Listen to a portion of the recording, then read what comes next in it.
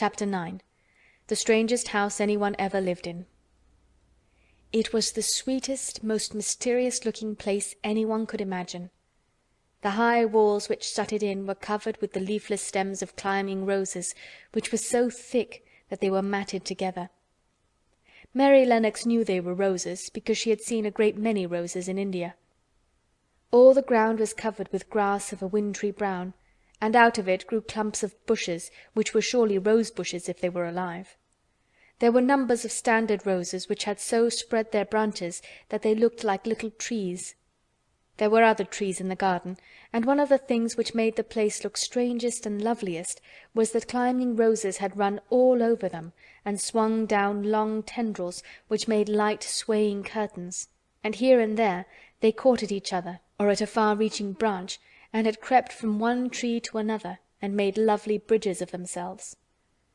There were neither leaves nor roses on them now, and Mary did not know whether they were dead or alive, but their thin grey or brown branches and sprays looked like a sort of hazy mantle spreading over everything, walls and trees, and even brown grass where they had fallen from their fastenings and run along the ground.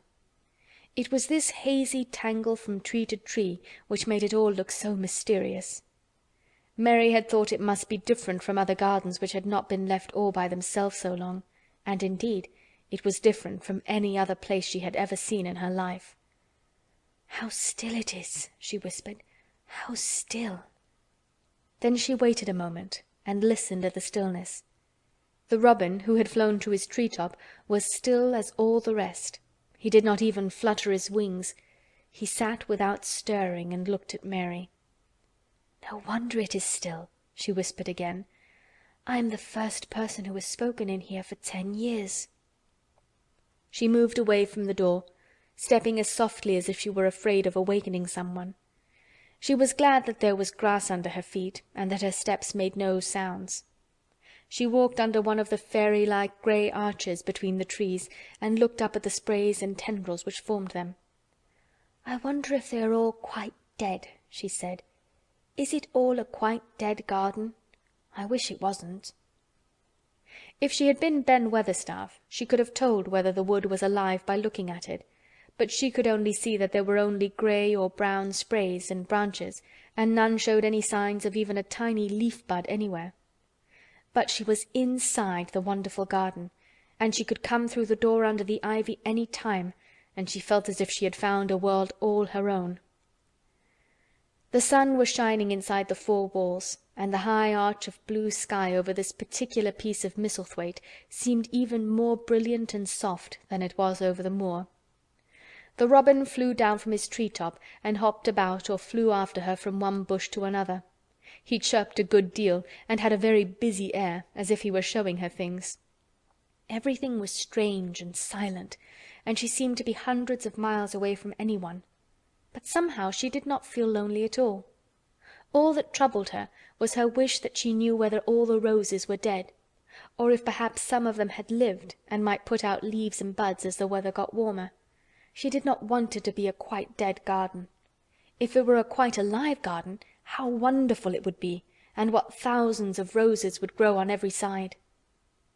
Her skipping rope had hung over her arm when she came in, and after she had walked about for a while, she thought she would skip around the whole garden, stopping when she wanted to look at things. There seemed to have been grass paths here and there, and in 1 or 2 corners there were alcoves of evergreen with stone seats or tall moss-covered flower urns in them. As she came near the second of these alcoves, she stopped skipping. There had once been a flower-bed in it, and she thought she saw something sticking out of the black earth, some sharp little pale green points. She remembered what Ben Weatherstaff had said, and she knelt down to look at them. "Yes, they are tiny growing things, and they might be crocuses or snowdrops or daffodils," she whispered. She bent very close to them and sniffed the fresh scent of the damp earth. She liked it very much. "Perhaps there are some other ones coming up in other places," she said. "I will go all over the garden and look." She did not skip, but walked. She went slowly and kept her eyes on the ground.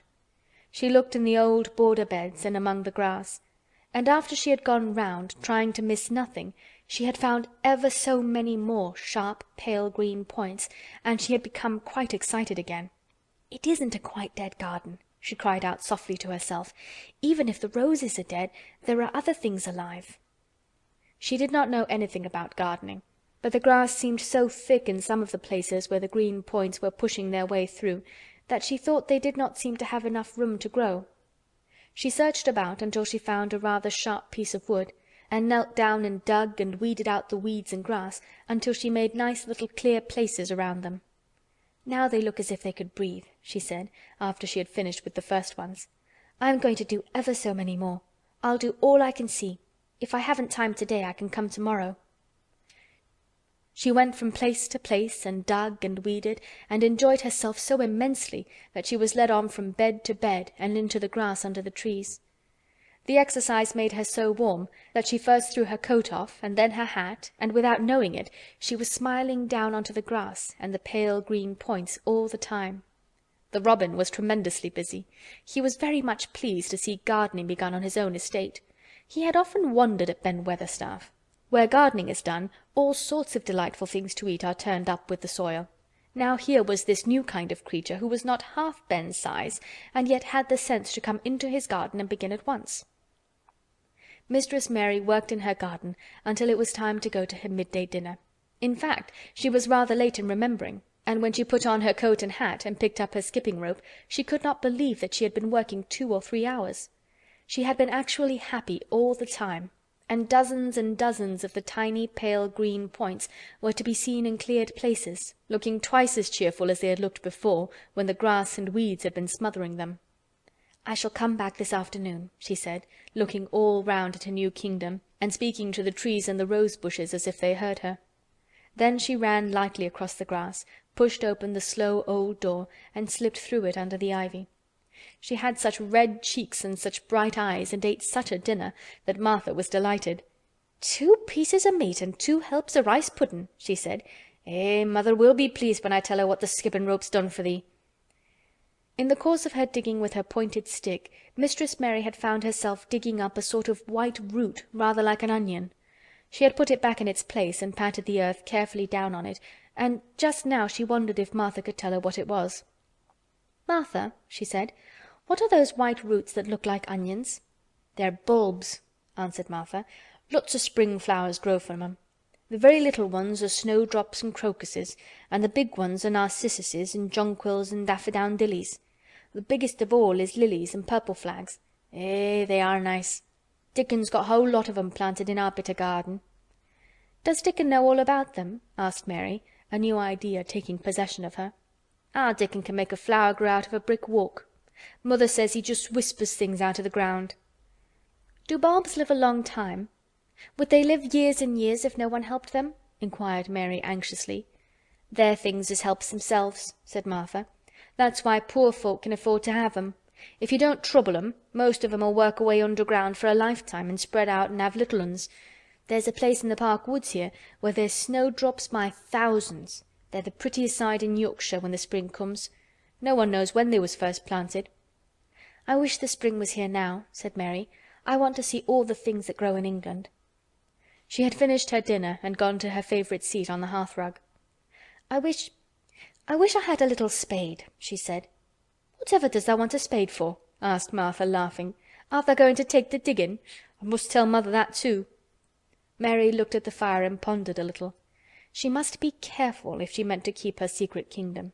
She wasn't doing any harm, but if Mr. Craven found out about the open door, he would be fearfully angry and get a new key and lock it up forevermore. She really could not bear that. "This is such a big, lonely place," she said slowly, as if she were turning matters over in her mind. "The house is lonely, and the park is lonely, and the gardens are lonely. So many places seem shut up. I never did many things in India, but there were more people to look at, natives and soldiers marching by, and sometimes bands playing, and my ayah told me stories. There is no one to talk to here except you and Ben Weatherstaff, and you have to do your work, and Ben Weatherstaff won't speak to me often. I thought if I had a little spade I could dig somewhere as he does, and I might make a little garden if he would give me some seeds." Martha's face quite lighted up. "There now," she exclaimed, "if that wasn't one of the things Mother said. She says, there's such a lot of room in that big place, why don't they give her a bit for herself, even if she doesn't plant nothing but parsley and radishes. She'd dig and rake away and be right happy down over it." Them was the very words she said. "Were they?" said Mary. "How many things she knows, doesn't she?" "Eh," said Martha. "It's like she says. A woman as brings up 12 children learns something beside her ABC. Children's as good as 'rithmetic to set you finding out things." "How much would a spade cost? A little one?" Mary asked. "Well," was Martha's reflective answer, "at Thwaite village there's a shop or so, and I saw little garden sets with a spade and a rake and a fork all tied together for 2 shillings. And they were stout enough to work with, too." "I've got more than that in my purse," said Mary. "Mrs. Morrison gave me 5 shillings, and Mrs. Medlock gave me some money from Mr. Craven." "Did he remember thee that much?" exclaimed Martha. "Mrs. Medlock said I was to have a shilling a week to spend. She gives me one every Saturday. I didn't know what to spend it on." "My word, that's riches," said Martha. "Tha can buy anything in the world thou wants. The rent of our cottage is only 1 and 3pence, and it's like pulling eye teeth to get it. Now I've just thought of something," putting her hands on her hips. "What?" said Mary eagerly. "In the shop at Thwaite they sell packages of flower seeds for a penny each, and our Dickon, he knows which is the prettiest ones and how to make 'em grow. He walks over to Thwaite many a day just for the fun of it. Dost thou know how to print letters?" suddenly. "I know how to write," Mary answered. Martha shook her head. "Our Dickon can only read printing. If thou could print, we could write a letter to him and ask him to go and buy the garden tools and the seeds at the same time." "Oh, you're a good girl!" Mary cried. "You are, really. I didn't know you were so nice. I know I can print letters if I try. Let's ask Mrs. Medlock for a pen and ink and some paper." "I've got some of my own," said Martha. "I bought 'em so I could print a bit of a letter to Mother of a Sunday. I'll go and get it." She ran out of the room, and Mary stood by the fire and twisted her thin little hands together with sheer pleasure.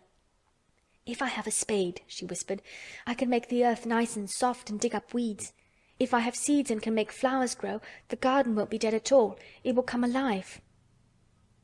She did not go out again that afternoon, because when Martha returned with her pen and ink and paper she was obliged to clear the table and carry the plates and dishes downstairs, and when she got into the kitchen Mrs. Medlock was there and told her to do something, so Mary waited for what seemed to her a long time before she came back. Then it was a serious piece of work to write to Dickon. Mary had been taught very little because her governesses had disliked her too much to stay with her. She could not spell particularly well, but she found that she could print letters when she tried. This was the letter Martha dictated to her. "My dear Dickon, this comes hoping to find you as well as it leaves me at present. Miss Mary has plenty of money, and will you go to Thwaite and buy her some flower seeds and a set of garden tools to make a flower bed. Pick the prettiest ones and easy to grow, because she has never done it before and lived in India, which is different. Give my love to Mother and every one of you. Miss Mary is going to tell me a lot more, so that on my next day out you can hear about elephants and camels and gentlemen going hunting lions and tigers. Your loving sister, Martha Phoebe Sowerby." "We'll put the money in the envelope and I'll get the butcher boy to take it in his cart. He's a great friend of Dickon's," said Martha. "How shall I get the things when Dickon buys them?" "He'll bring 'em to you himself. He'll like to walk over this way." "Oh!" exclaimed Mary. "Then I shall see him. I never thought I should see Dickon." "Does thou want to see him?" asked Martha suddenly, for Mary had looked so pleased. "Yes, I do. I never saw a boy foxes and crows loved. I want to see him very much." Martha gave a little start as if she remembered something. "Now to think," she broke out, "to think of me forgetting that there, and I thought I was going to tell you first thing this morning. I asked Mother, and she said she'd ask Mrs. Medlock her own self."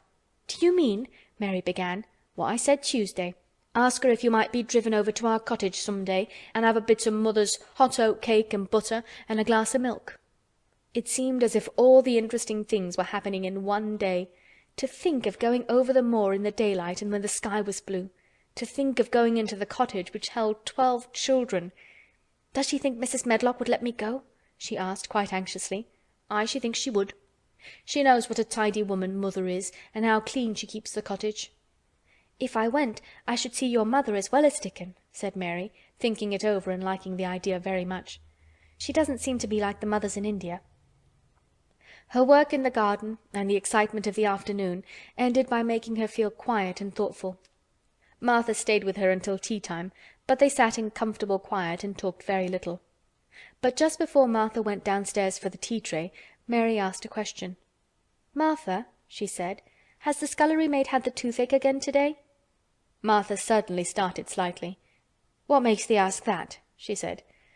"Because when I waited so long for you to come back, I opened the door and walked down the corridor to see if you were coming, and I heard that far-off crying again, just as we heard it the other night.